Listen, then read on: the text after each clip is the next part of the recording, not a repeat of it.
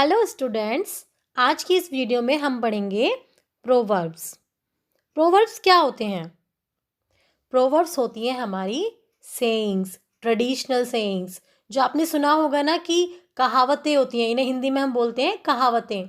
जो हमारे बड़े बुजुर्ग हमें जैसे कहते हैं ना, ज्ञान मिलता है कहीं से, कुछ उनका एक्सपीरियंस होता है, कुछ हिस्ट्री से आती हैं, तो ये इन्हें हम बोलते हैं प्रोवर्ब्स।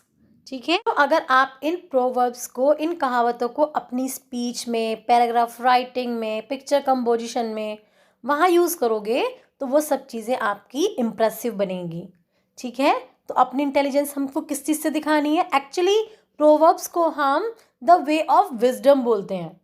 अब वो कैसे बोलते हैं कि द वे ऑफ विजडम कैसे होता है कि एक तो होता है इंटेलिजेंस, ठीक है, और एक होता है विजडम। तो दोनों में क्या डिफरेंस है?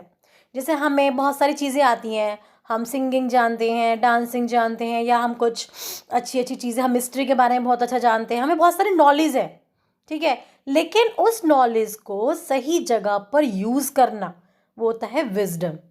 तो ये प्रोवर्ब्स जो होती हैं वो क्या होती हैं? इन प्रोवर्ब्स जो होती है वो हमारी कहावतें जो हैं, इनको हमें सही जगह पर सही टाइमली यूज़ करेंगे तो हमारी स्पीच एकदम इम्प्रेसिव बनेगी। ठीक है, यहाँ पर कुछ प्रोवर्ब्स दी हुई हैं, अब हम उन्हें पढ़ते हैं और उनका अर्थ समझते हैं और उनको एग्जाम्पल के साथ यूज़ करेंगे। तो हमारी पहली प्रोवर्ब है where there's a will there's a way. जहाँ चाह वहाँ रहा। इसका मीनिंग है when a person really wants to do something he will find a way of doing it.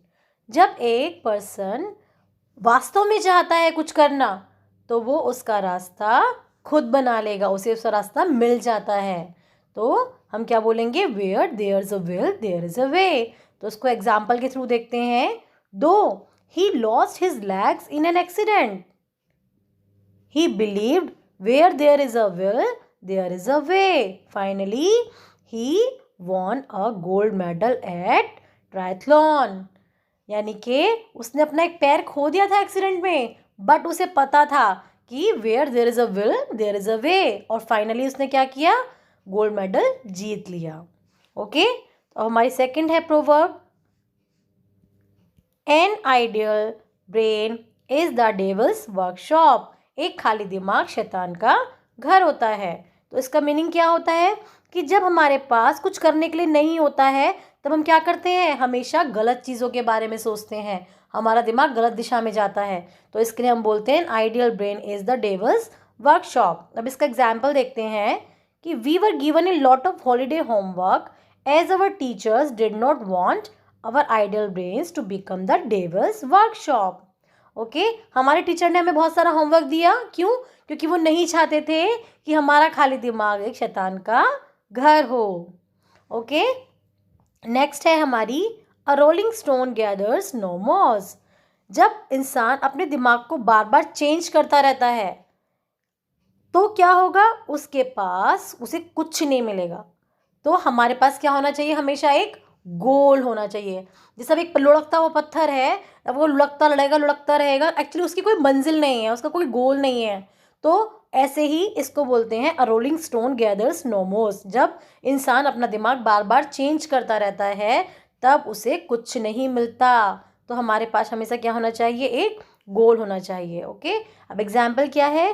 One should have a definite aim in life because a rolling stone gathers no मोस।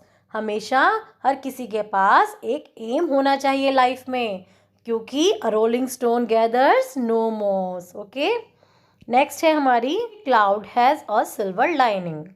हर बादल में क्या होती है? एक चमकीली line होती है। तो उसका मतलब कैसे समझेंगे हम?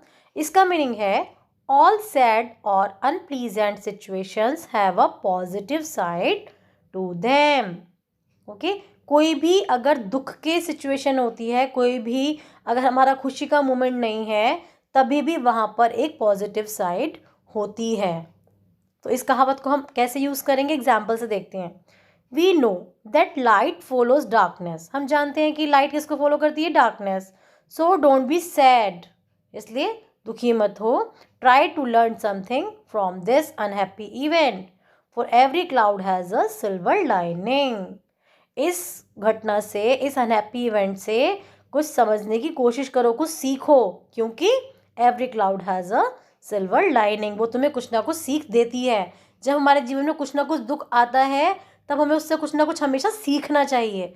वहाँ पर एक पॉजिटिव थिंकिंग होती है, कोई पॉजिटिव साइन होता है जिससे पता चलता है कि ये ऐसा, ठीक है। ओके, अब नेक्स्ट है हमारी better late than never.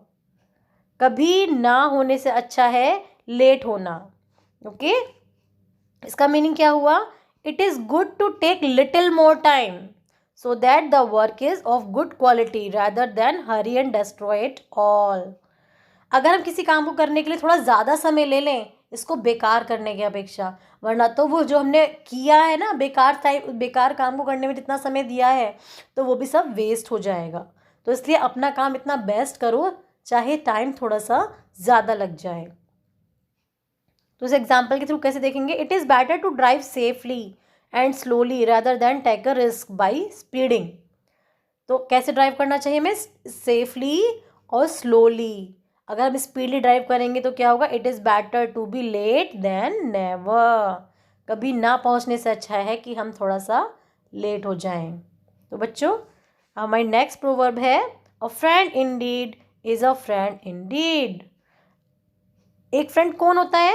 A friend who helps when one is in trouble is a real friend. तो असली फ्रेंड कौन होता है? जो हमारी मुसीबत में सहायता करता है। कौन होता है? मित्र जो हमारी मुसीबत में सहायता करता है, उसे कहते हैं हम रियल फ्रेंड।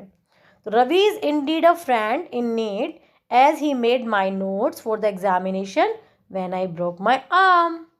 तो जब मेरी हड्डी टूट गई थी तो रवि ने मेरे लिए नोट्स बनाए। तो रवि कैसा फ्रेंड है? Ravi is indeed a friend in need. Next है हमारी empty vessels make the most noise. Okay, those who have little knowledge usually show that they know the most.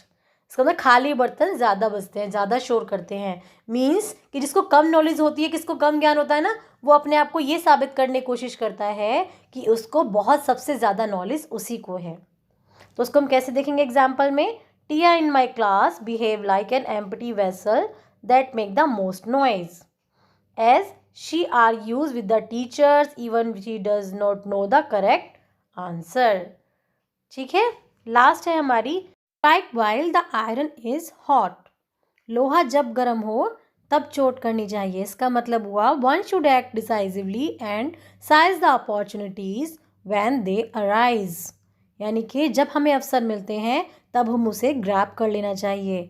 Okay, इसको एग्जाम्पल से समझते हैं। The book shop near my house is giving away all its old books at a very cheap price.